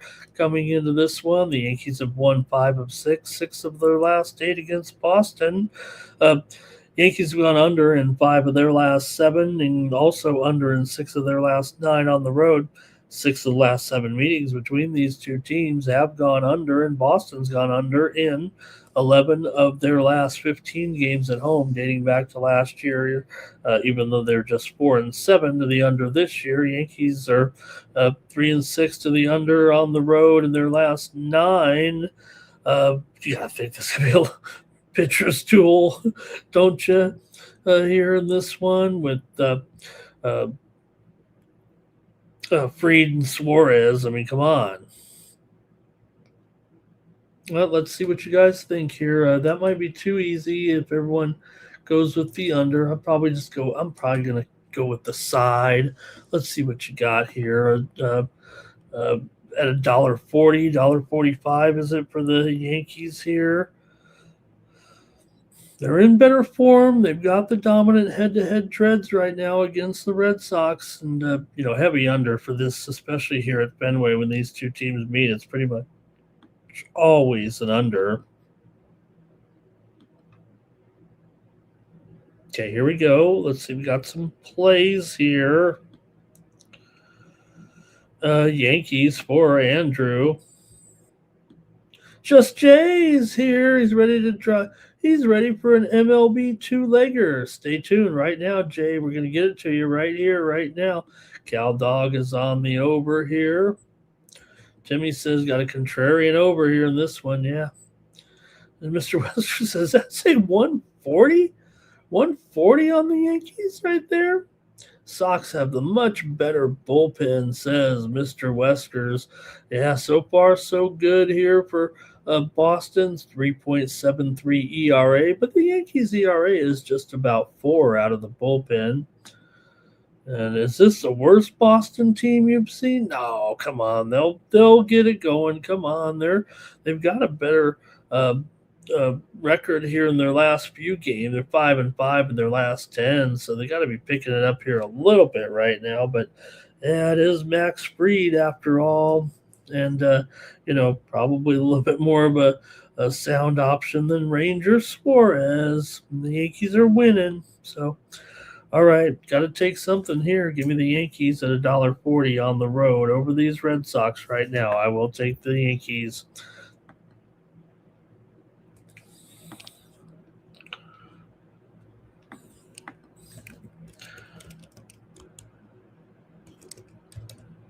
Okay, here we go. Gonna have to figure this out here with the Minnesota Twins here on the road. They're taking on the New York Mets here. All right.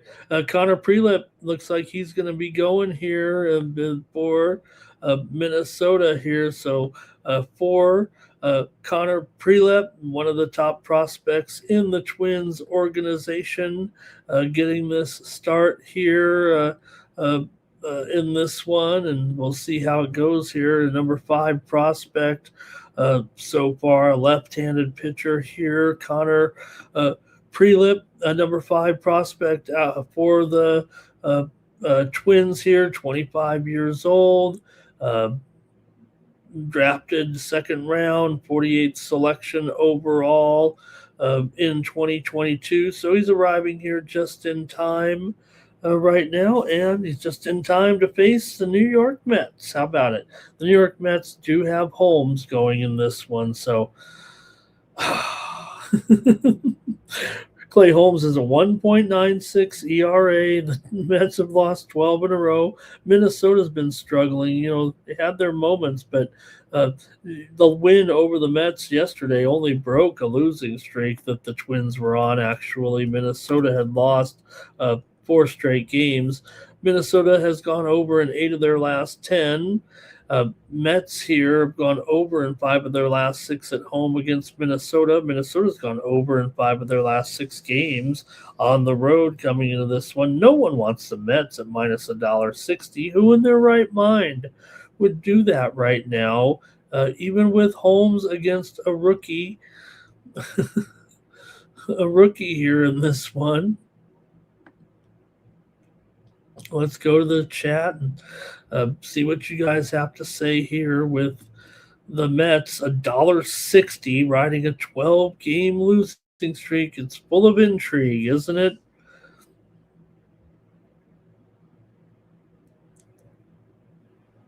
All right, here we go. Now, I think it's going to, Minnesota's probably going to be piecing together the pitching here in this one, it feels like. And there's no doubt, as much as you want to doubt the Mets here, Holmes has been decent. The Twins have been just as bad. It's just that the Mets are a joke. And what are you going to do? Here we go.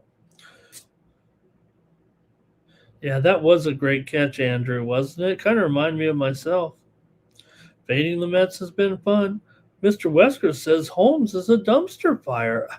I don't know. These are good numbers. 1.96 ERA, 109 WHIP. That's pretty decent. And for the Connor Prelip here, we'll see. They're going to have to. It's going to be kind of a bullpen game situation here. It feels like.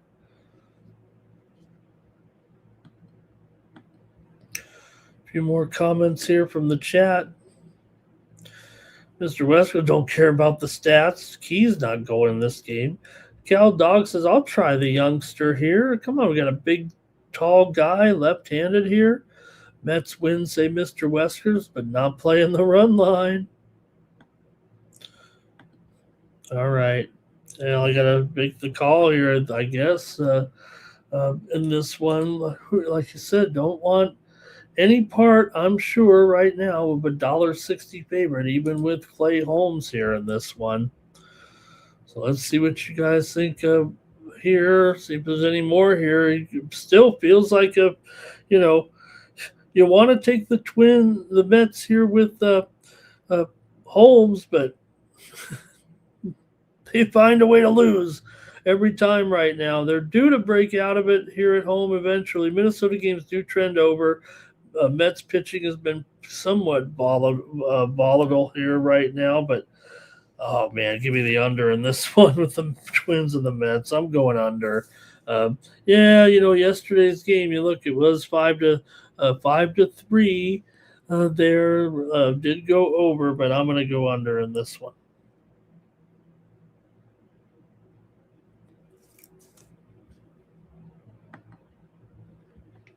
Mets run line here for Timmy Tushu.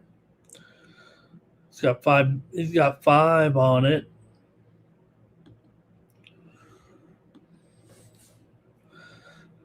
Next up, the Phillies are on the road here, taking on the Cubs. Matt Boyd. Matt Boyd comes in here with 6.75 ERA. For Philly here, Taijuan Walker is starting here. 9.16 ERA, 1-3 record coming in. Could be lots of runs here.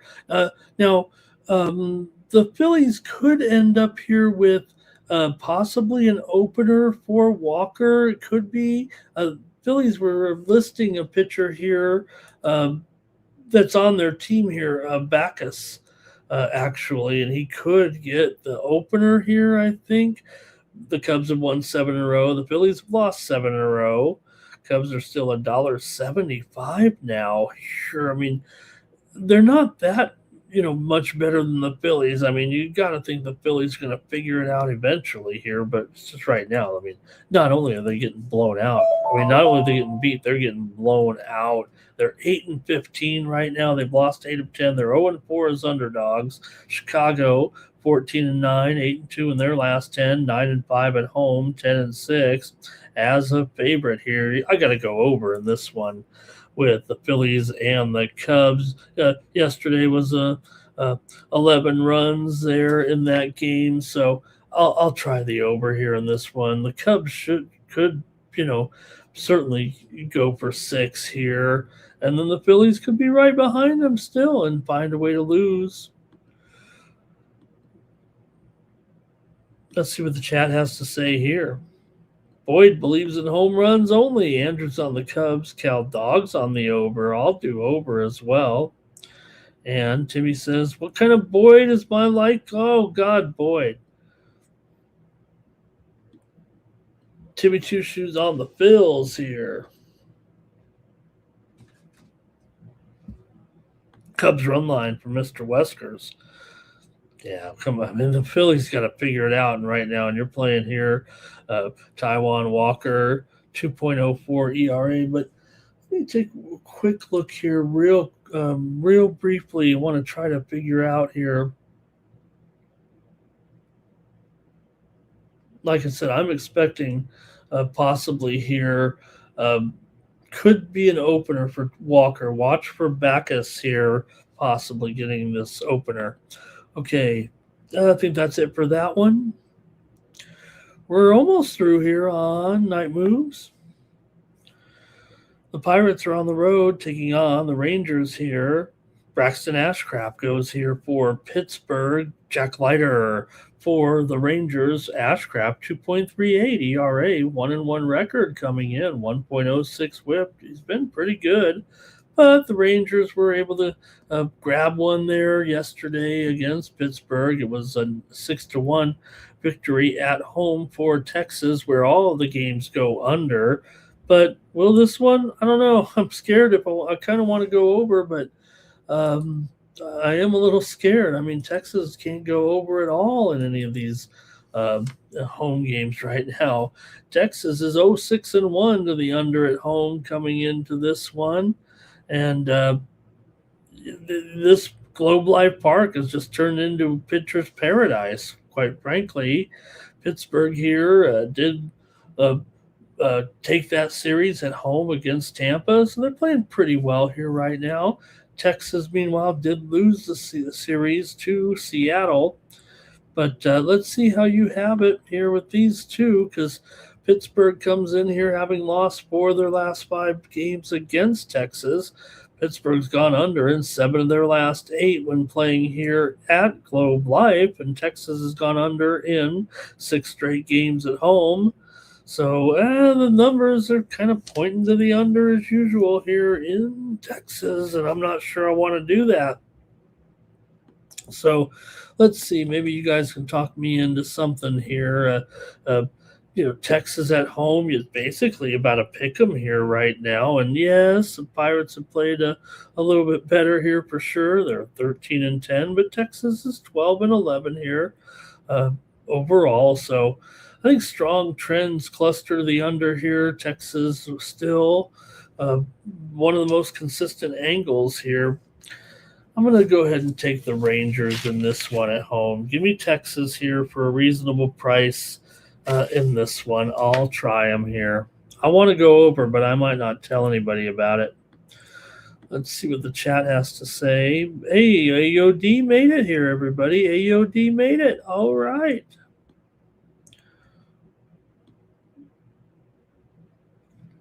Pittsburgh for Timmy Two Shoes. Andrew says, "Don't be afraid in this one. Don't be afraid, Ramon." No, I'm gonna take the Rangers here.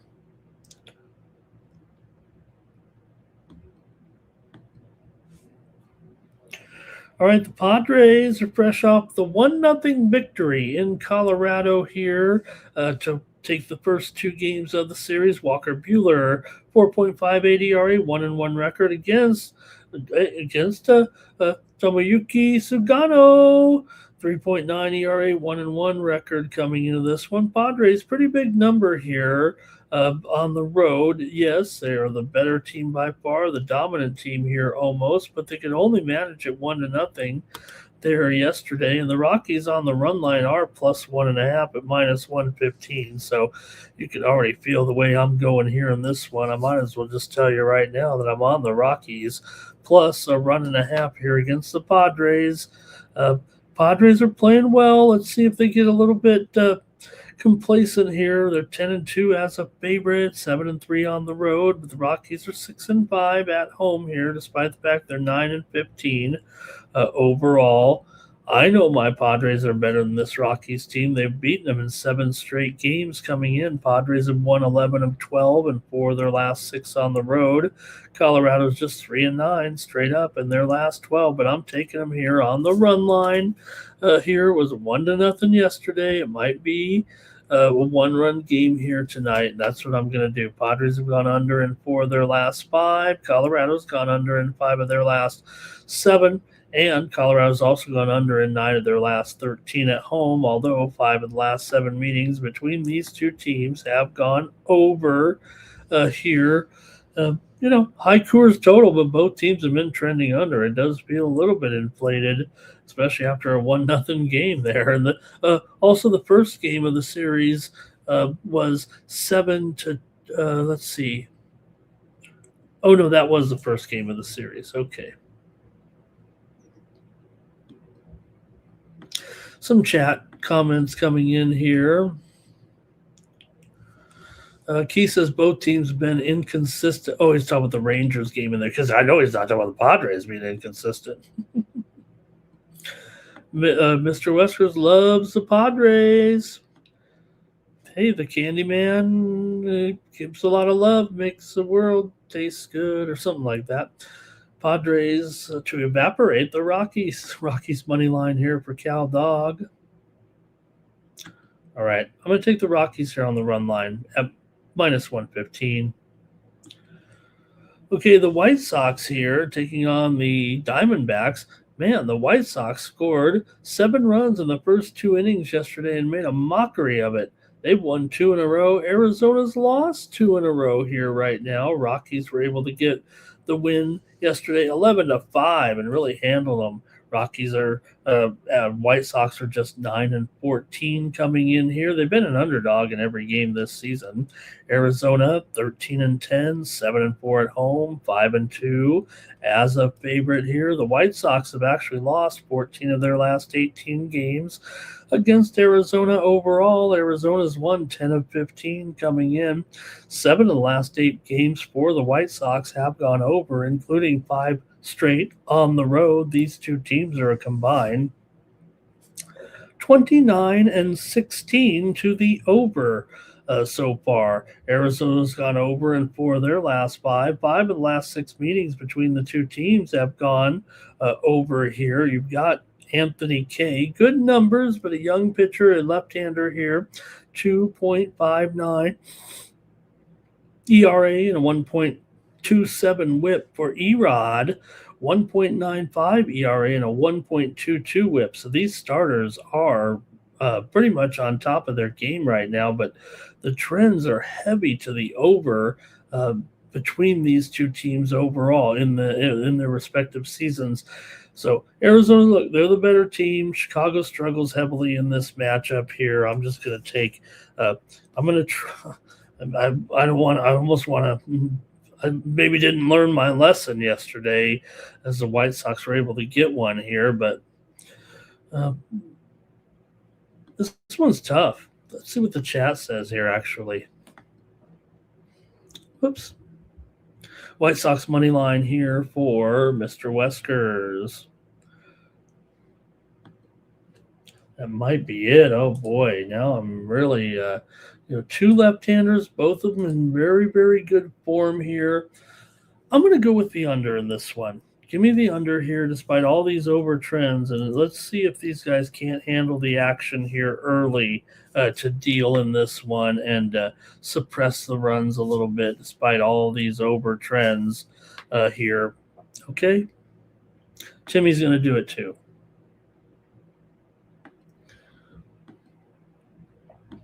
And let's go to the Dodgers taking on the Giants here. Dodgers lost yesterday. Padres won.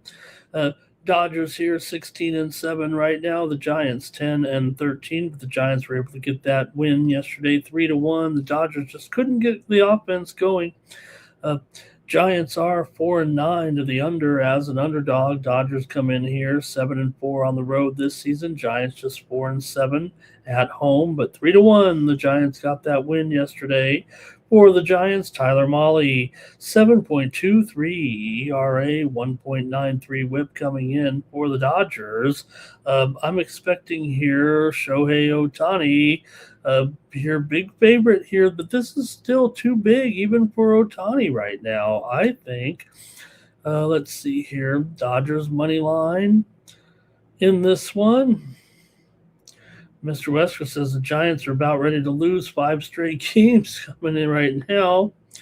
And for the Giants here, they've won 4 of their last 5. Dodgers have still won 12 of their last 17. They're 5-2 in the last 7 against the Giants. Dodgers have won 15 of their last 20 on the road, dating back here to last season right now. They're 7-4 on the road, as I said, this year. Dodgers have gone under in 6 of their last 9 games coming into this one. They have road dominance. They have a roster edge here. They still should carry this one, but both teams are trending under, especially in this matchup here. And I'm going to take the Giants on the run line here at even money. Give me the Giants plus 1.5 against the Dodgers here. It is the Dodgers and the Giants after all. Mahle's been bad. Ohtani's been pretty good. Let me take the Giants here before I have a regret. And then there's Solo in the chat. He says Dodger bats are cooling off. Now Freddie Freeman did return here, so his little parental hiatus is over here, but didn't look. It was no factor. I don't think there in the game last night. He went 0 for 2 with a couple of walks, but Freeman is back. Key says Dodgers on the run line, and Mr. Wesker's liking a little Sox action in there. Let's see. I think that might be it here for night moves. I might be having a little Giants regret. All right, that's going to do it here for the show. Thanks, everybody, for spending here a couple of hours with me, talking sports and sports betting here on the Tony's Picks YouTube channel. We'll be back tomorrow with more night moves. Don't forget, head on over to Tony'sPicks.com. Use the promo code TonyT at checkout. Save 15% off those premium pick packages, including mine here on Wednesday in Major League Baseball. I have a day card there certainly today. Try to come back with some winners in the NBA with the props here again tonight. I had a 3-0 night in the prop department here on Tuesdays. So let's keep rolling with those. And thanks to everyone in the chat, too. Great job here with all of your picks and advice. So really appreciate it. CalDog never goes to a Dodgers-Giants game. I don't want to make any bad comments there on that one, but I don't want to say because the fans are unruly, and you remember the famous man, Mr. Snow, that passed away. All right, thanks a lot, everybody. We'll catch you tomorrow with more night moves for the Tony's Picks YouTube channel. I'm Ramon Scott. So long from Las Vegas.